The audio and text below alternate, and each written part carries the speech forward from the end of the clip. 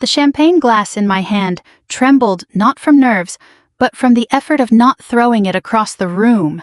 My own sister had just called me a joke in front of 200 people, and the man standing 3 feet away, a retired army colonel with eyes like steel, was the only one who wasn't laughing.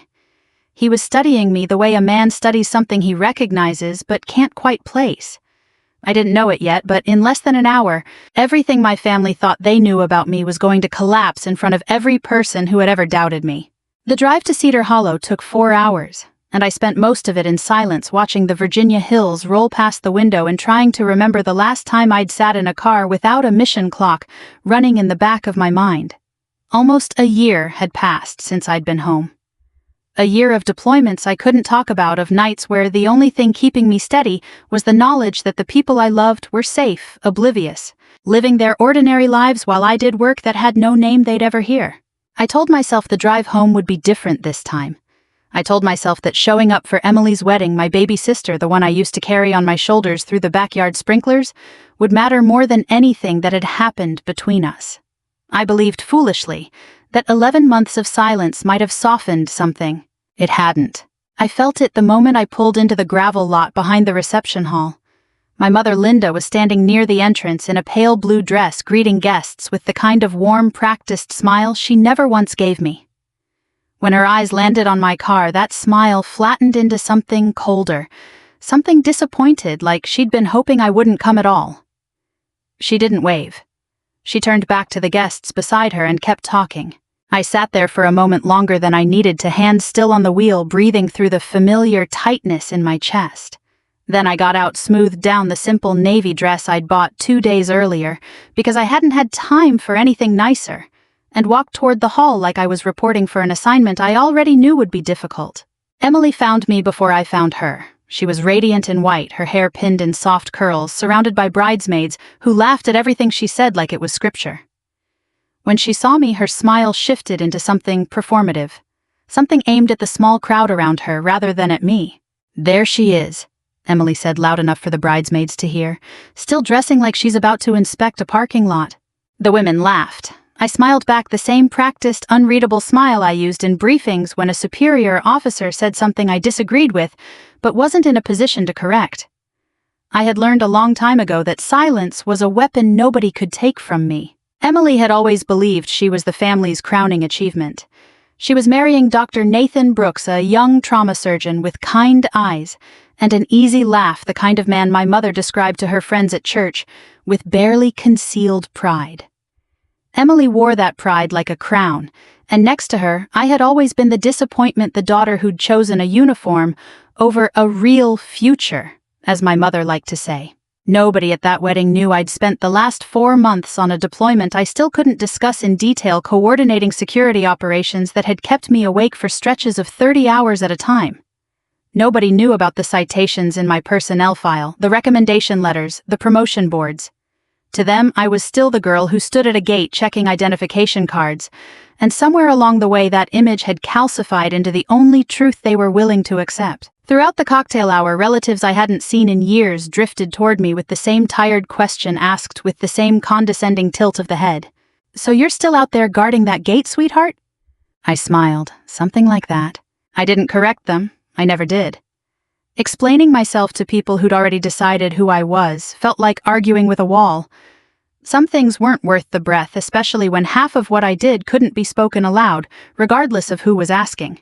Emily made sure to introduce me to Nathan's side of the family with the same practiced dismissal she'd perfected over the years. "This is my sister Madeline," she said to a cluster of well-dressed strangers, her voice light and amused. "She just checks IDs at a base gate. Very exciting stuff." A ripple of polite laughter passed through the group. I held my glass a little tighter and let the moment pass the way I'd let 100 moments like it pass before. I was good at that, absorbing insults without letting them show on my face. It was a skill the military had sharpened in me long before my family ever gave me a reason to need it. It was as I turned toward the bar, hoping for 2 minutes of quiet, that I saw him. An older man stepping out of a black sedan near the entrance, silver-haired, broad-shouldered, despite his age, moving with the unmistakable discipline of someone who'd spent decades in uniform. Something about his posture, the measured way he scanned the crowd, made my pulse steady rather than quicken, an old, familiar recognition settling low in my chest. He looked toward me, and he stopped walking. For just a moment something flickered across his face, something between disbelief and memory trying to surface. Then, as quickly as it appeared, he composed himself and continued toward the hall, though his eyes lingered on me a second longer than a stranger's should have. I didn't know his name yet. I didn't know he was the groom's father. I only knew with the same instinct that had kept me alive more times than I could count that something about this wedding was about to change. The pre-ceremony reception was held in a glass-walled pavilion overlooking the vineyard string lights, already glowing faintly against the fading afternoon sun. Round tables draped in ivory linen surrounded a small dance floor, and somewhere, a string quartet was tuning up, unaware that the real performance of the evening was about to happen without music. I found a seat near the back, close enough to the exit. That old instinct in me could still map the room without thinking about it, a habit I'd never managed to shake even at family functions. Emily was seated at the head table with Nathan glowing under the string lights, lifting a glass of champagne as the room quieted for her toast. She looked radiant. She always did in moments like this, moments built for her. "I just want to say," Emily began, her voice carrying easily across the pavilion, "how lucky I am to be marrying someone who actually did something with his life." A ripple of laughter, warm and encouraging. She let it settle before continuing, her eyes finding me across the room with a glint I recognized too well. Not like my sister here who just stands at a gate checking IDs all day. The laughter that followed was louder this time, more careless. A few guests glanced toward me with the kind of amused pity people reserve for family members they've already written off. I kept my expression still, my spine straight, the same posture I held during formal inspections when a superior said something designed to provoke a reaction they weren't entitled to see. My mother, seated beside Emily, leaned toward the microphone before anyone could stop her. "She's always been the one who disappointed this family," Linda said, smiling as though it were an affectionate joke rather than something she clearly meant. "We used to think she'd do something with her life, but some people just don't." The room erupted into a fresh wave of laughter, and I felt something in my chest tighten, not from hurt exactly, but from the sheer familiarity of it. This wasn't new. This was simply the loudest version of a story my family had been telling for years at every holiday, every gathering, every unguarded moment when they thought I wasn't paying attention. A cousin near me leaned over, wineglass in hand, and murmured, "Kind of a waste wasting your 20s in the military like that, don't you think?" I didn't answer. I'd learned long ago that some questions weren't really questions at all. They were verdicts dressed up as curiosity. I lifted my water glass instead of the wine I'd been offered earlier, took a slow sip, and let my eyes drift toward the man I'd noticed in the parking lot. He was seated 2 tables away near the groom's side, watching the room with the quiet attentiveness of someone cataloging details rather than simply enjoying a party. He hadn't laughed at Emily's joke. He hadn't laughed at my mother's either.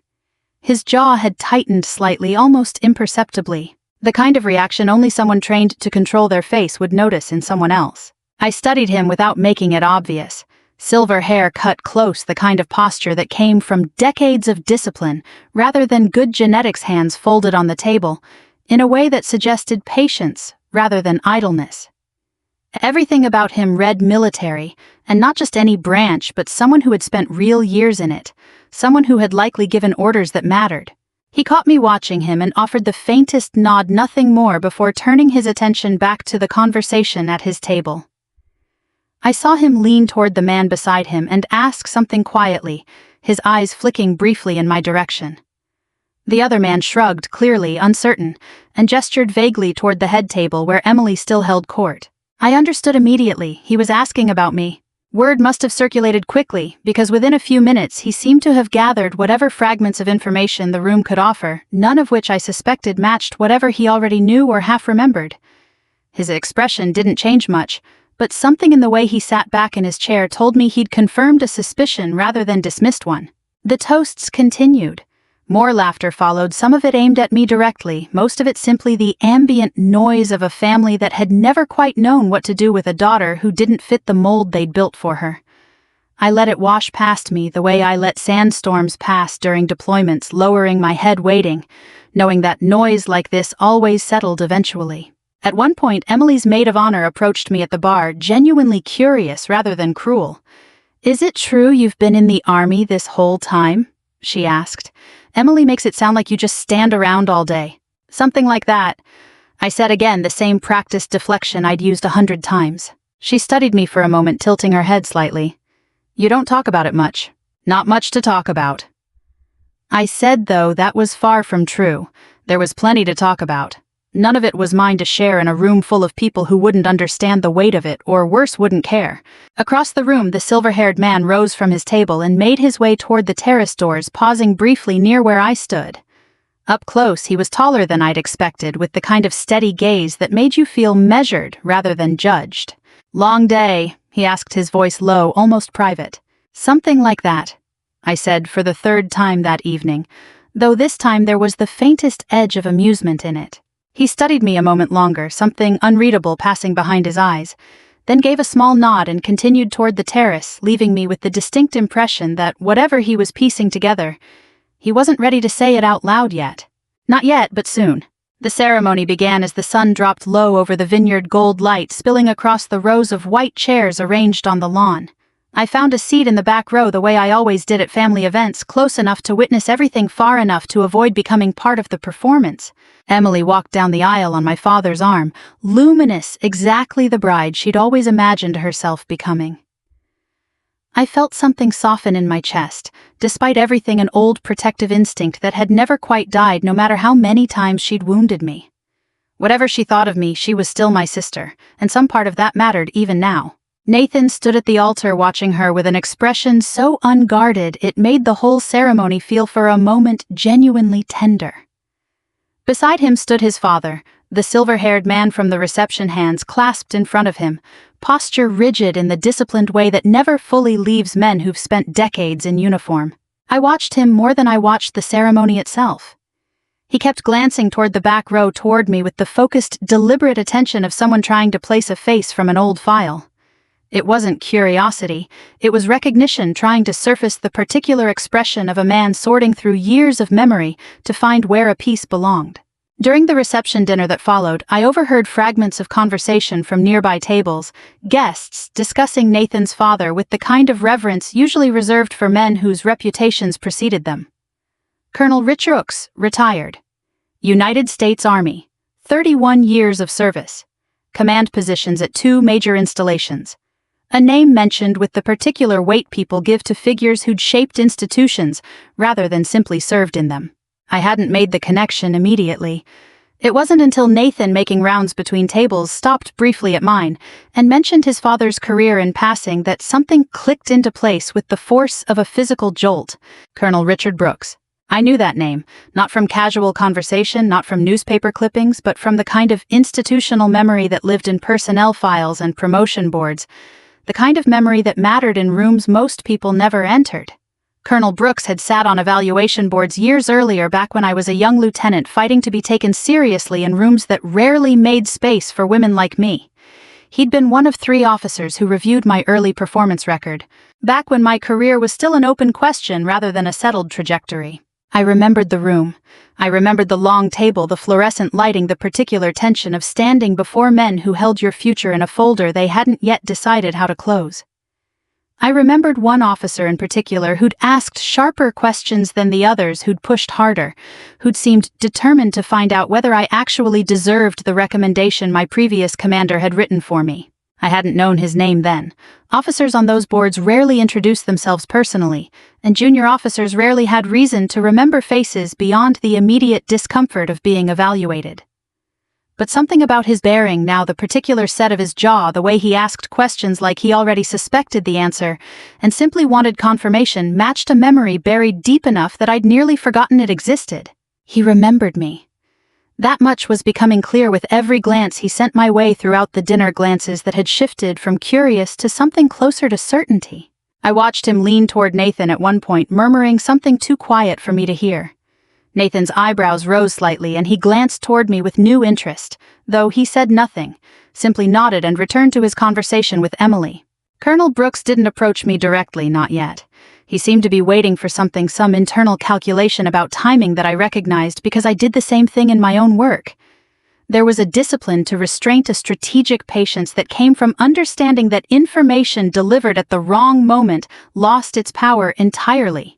I finished my dinner in relative quiet, fielding a few more comments from relatives about my supposed gate duty, absorbing them with the same practiced neutrality I'd maintained all evening.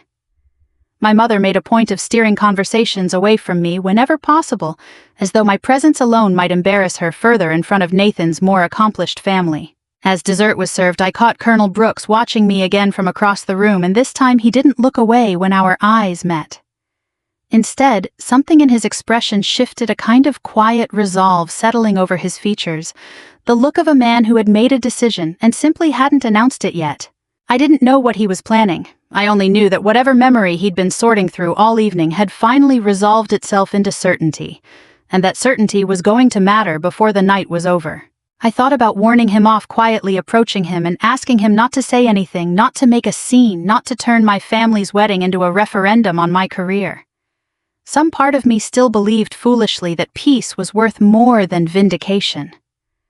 But another part of me, the part that had spent a decade being underestimated, dismissed, and quietly erased from my own family's understanding of who I was, wondered what it might feel like to simply let the truth exist in the room for once without my having to soften it, explain it, or shrink it down into something more palatable for people who'd never bothered to ask.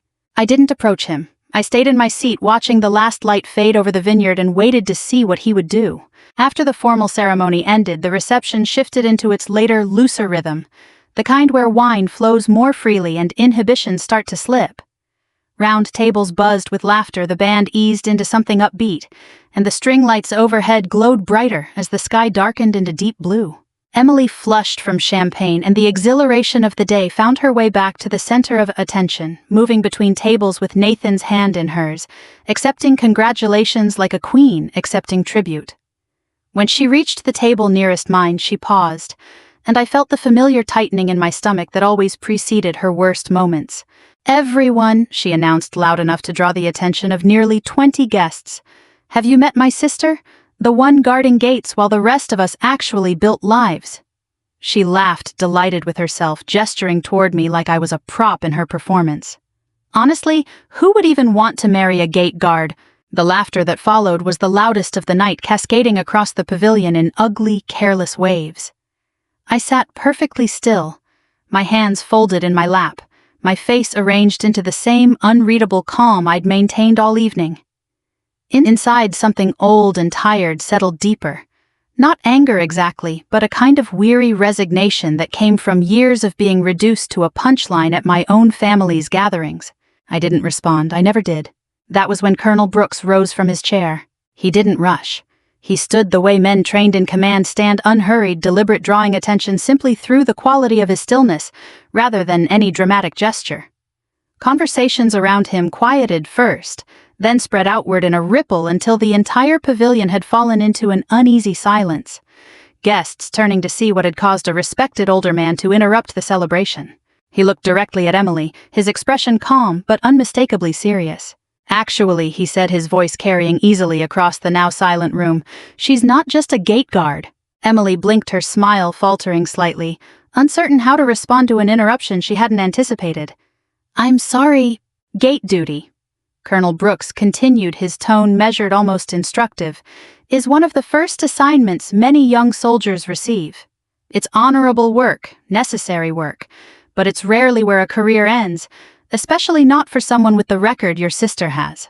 A murmur rippled through the crowd. My mother's face had gone pale, her wine glass frozen halfway to her lips. "I sat on a promotion board years ago," Colonel Brooks said, his eyes shifting briefly to me before returning to the crowd. I reviewed a young lieutenant's file that stood out among dozens of others that year. Exceptional performance evaluations. Recommendations from senior officers that I still remember because they were unusually strong. That lieutenant went on to be selected for assignments most soldiers never even hear about. Protecting facilities and operations that require the highest levels of trust and clearance this country grants. He paused, letting the words settle. "There are things about her work," he continued, "that even her own family isn't permitted to know. Not because she's hiding anything from you out of spite, but because the nature of that work demands silence. That silence isn't a failure. It's discipline. its sacrifice most people will never understand or be asked to make.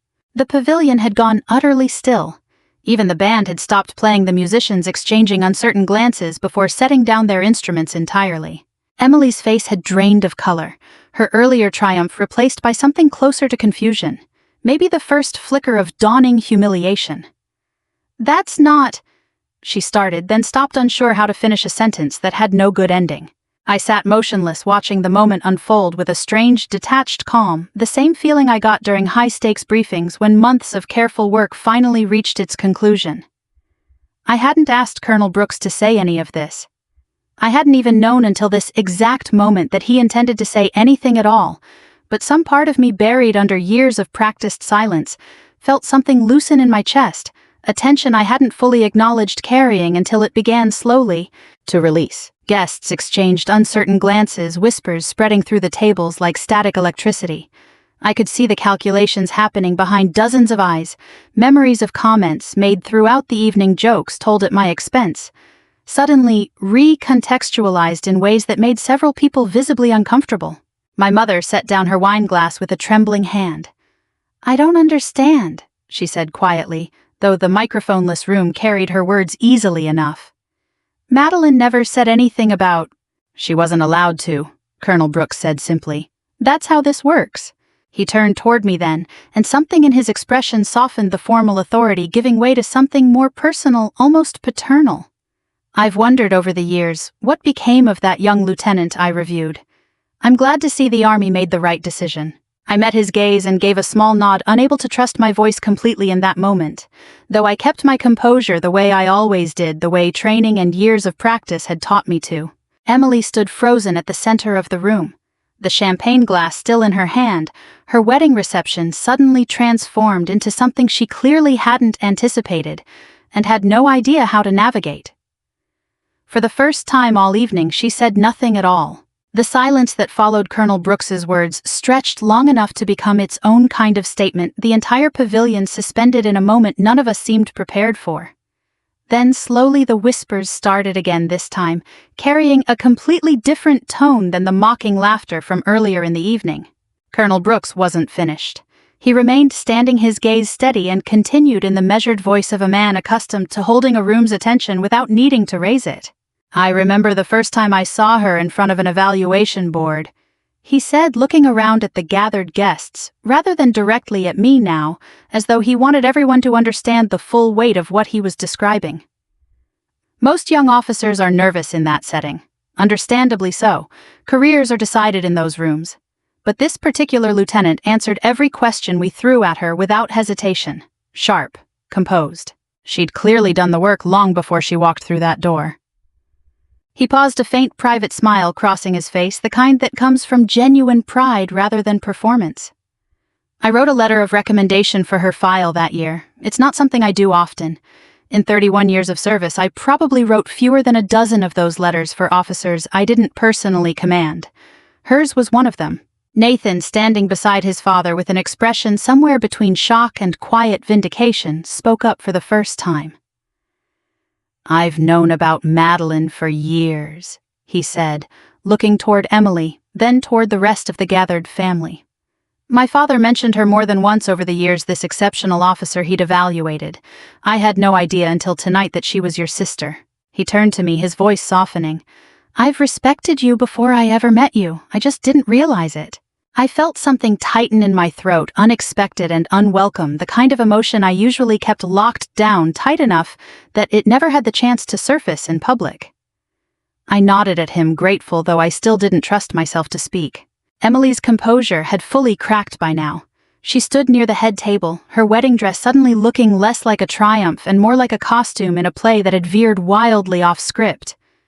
"This doesn't make sense," she said, her voice unsteady. "Why wouldn't you just tell us? Why let us think?" "Because it wasn't your business to know," I said quietly, the first full sentence I'd spoken since Colonel Brooks began talking. My voice was calm, steady, carrying easily in the hushed room despite its softness. "Because explaining classified work to people who'd already decided I was a disappointment never seemed worth the effort. Because you never asked Emily. Not once in 11 years did you ask what I actually did. You just assumed, and it was easier for you to believe the assumption than to wonder if you might be wrong. My mother had gone very pale, her hands twisting the napkin in her lap into a tight, wrinkled knot. "I never knew," she said again, quieter this time, almost pleading. "You never told me anything, Madeline. How was I supposed to—" "You never asked," I said again gently this time without the edge I might have used years earlier. "Not once." Colonel Brooks reached into the inner pocket of his jacket and withdrew a small, worn photograph, the edges softened with age. He held it up for those nearby to see before walking it over to my mother's table. "I kept this," he said. "I don't entirely know why. Maybe because I don't often see officers exceed my expectations so completely. I recognized the photograph before it even fully came into view.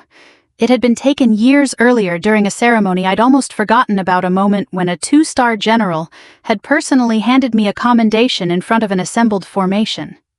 I remembered the stiff wind that day, the way my dress uniform had felt too formal for the occasion, the pride I'd felt that I'd never had anyone to share it with because no one back home had known to ask. The photograph passed from hand to hand around the nearby tables, guests studying it with expressions that shifted from disbelief to something closer to genuine respect. I watched my mother stare at the image for a long moment, her hand trembling slightly as she traced the edge of the photograph with one finger. "That's you," she said softly, as though she needed to confirm it aloud to believe it. "That's really you." "It's really me," I said. The tone of the entire reception had shifted completely now.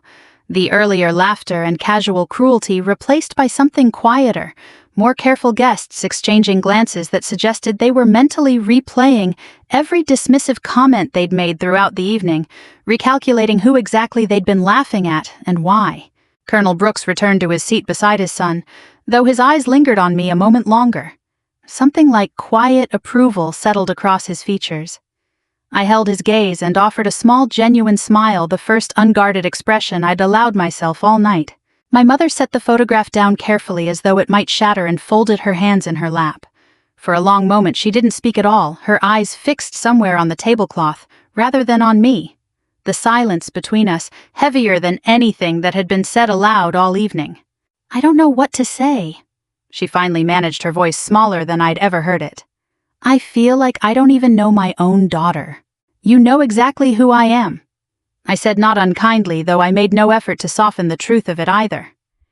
"You just never wanted to look closely enough to see it.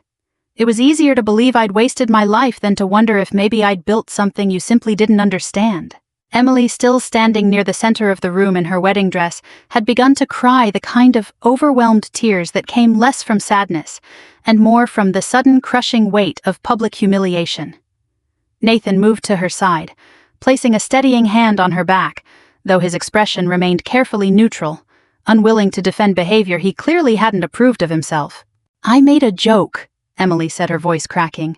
"I didn't know. How could I have known?" "You didn't have to know the details," I said. "You just had to consider even once that maybe you didn't have the full picture before you decided to humiliate me in front of 200 people. That's not about classified information, Emily. That's about basic decency." She had no answer for that. She simply stood there, mascara beginning to streak down her cheeks, looking for the first time all day less like a triumphant bride and more like a young woman confronting the consequences of years of careless cruelty. Around us, the reaction from the extended family had turned sharply critical, though not toward me. Aunts and cousins, who'd laughed loudest at Emily's jokes, now sat in uncomfortable silence, occasionally glancing toward my mother with expressions that suggested private conversations would be happening later. Conversations Linda clearly wasn't looking forward to. An older relative, my great-uncle Walter, who'd said little throughout the entire event, finally spoke up from a nearby table, his voice carrying the particular authority that came with age and rarely exercised opinions. "Linda," he said, shaking his head slowly, "you've spent years telling this family that Madeline was the disappointment. Seems to me you owe her an apology bigger than the one you're about to give." My mother flinched visibly at the comment, though she didn't argue with it. She simply nodded, her composure fully gone, now replaced by something rawer and more honest than I'd seen from her in years. I hadn't come to this wedding looking for vindication. I want to be honest about that, even now, even as the room around me shifted so completely in my favor. I'd come because Emily was still my sister, because some part of me still hoped that showing up quietly without fanfare might matter more than any grand gesture ever could. I hadn't orchestrated this moment. Colonel Brooks had simply recognized me, remembered me, and decided the truth deserved more respect than the silence I'd been protecting it with. I didn't feel triumphant watching my family's discomfort unfold. If anything, I felt a strange, quiet sadness, the recognition that it had taken a stranger's testimony to earn respect I probably deserved simply for being their daughter, their sister, regardless of what my career actually involved. I stood from my seat and walked toward the center of the room, my heels clicking softly against the wooden dance floor, drawing every eye in the pavilion. I didn't raise my voice. I didn't need to. I'm not interested in anyone feeling guilty for the rest of tonight, I said, looking first at Emily, then at my mother. This is still your wedding day, Emily. I don't want that taken from you because of something I never asked to have revealed. Colonel Brooks rose again from his seat, lifting his glass toward me with quiet, deliberate respect. To Captain Parker, he said, his voice steady and warm, who represents everything this family should be proud of, whether they understood it or not. The room rose almost as one glass's lifting applause, breaking out in a wave that swept from table to table until the entire pavilion was on its feet. I stood there momentarily overwhelmed, watching people who'd mocked me hours earlier now looking at me with something closer to reverence, and I felt the strange, complicated weight of finally being seen, not for what I'd done to earn it, but simply because someone else had finally told the truth. Emily didn't stay for the applause. She turned and walked quickly from the pavilion, her wedding dress trailing behind her across the wooden floor, disappearing through a side door before anyone could stop her. Nathan hesitated only a moment before following, casting one last apologetic glance toward me over his shoulder as he went. I understood. This was still her wedding day, and whatever clarity had arrived tonight had come at a cost she hadn't been prepared to pay in front of everyone she knew. I didn't chase after her. Some moments needed space before they could become something a person could actually process. My mother remained at the table, her hands still trembling slightly, though she'd regained enough composure to speak clearly when she finally looked up at me. I owe you more than an apology, she said. I've spent years telling myself a story about you that was never true, and I never once stopped to ask if I was wrong. You're asking now, I said. That matters. Does it? She asked, her voice uncertain. After all this time, I considered the question honestly before answering. There was a version of me, younger and angrier, who might have said no, who might have wanted her to sit longer in the discomfort of what she'd done. But I'd spent enough years learning the difference between justice and cruelty to know which one I actually wanted here. It matters, I said.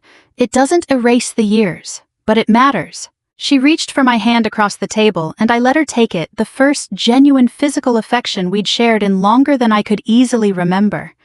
Her grip was tighter than I expected, almost desperate, as though she were trying to make up for 11 months, 11 years in a single gesture. I spent the next hour moving through the reception more freely than I had all evening, guests approaching me with questions I answered carefully, offering just enough detail to satisfy their curiosity without crossing lines I wasn't permitted to cross. Most people didn't need specifics. They simply needed to understand that the dismissive story they'd been told for years had never been the whole truth, and that alone seemed to reshape how they saw me. I found Emily eventually sitting alone on a stone bench near the vineyard's edge, still in her wedding dress, mascara long since wiped away, staring out at the darkened rows of grapevines stretching toward the horizon. I sat down beside her without saying anything at first, giving her the same space I would have wanted if our positions were reversed. I made you into a joke for years, she finally said, not looking at me. Every family gathering, every holiday. I did it because it made me feel better about myself, and I never once considered what it cost you. I know, I said simply. That's not an excuse. I didn't say it was. She turned to look at me, then her eyes red-rimmed but steady. I don't expect you to forgive me tonight, and I don't even know if I deserve it. But I want you to know I see it now. All of it. What I did and what you actually are. I thought about all the years of comments, the gate guard jokes repeated at every family dinner, the quiet disappointment in our mother's eyes whenever my name came up in conversation, the particular loneliness of protecting a truth that would have changed everything if I'd simply been allowed to share it. I thought about how easy it would have been to hold on to that anger, to let this moment become about punishing her, rather than moving forward. I don't need an apology to know what I've accomplished, I said. I've always known. What I needed was for this family to stop deciding who I was without ever bothering to ask. Tonight, that finally happened. I don't need anything more than that. Emily reached over and took my hand the same way our mother had earlier, and for the first time in longer than I could remember, it felt like we were actually sisters again, rather than two women performing roles the family had assigned us years ago. "I hope your marriage is everything you want it to be," I told her, meaning it fully, despite everything. "You deserve happiness, Emily, genuinely. So do you," she said quietly. "I hope you find someone who sees you the way tonight finally let everyone else see you." Before I left the reception, Colonel Brooks found me near the entrance, extending his hand with the same formal respect he'd shown throughout the evening. "The Army needs officers like you," he said. "Don't let anyone, family or otherwise, make you feel like your service was ever something to minimize." "Thank you," I said, shaking his hand firmly, "for remembering, for saying something." "I only told the truth," he said. "You did the rest yourself years before tonight." I drove home under a wide, star-scattered sky, the events of the evening settling slowly into something I could finally exhale around. I hadn't sought vindication. I hadn't orchestrated a single moment of what happened.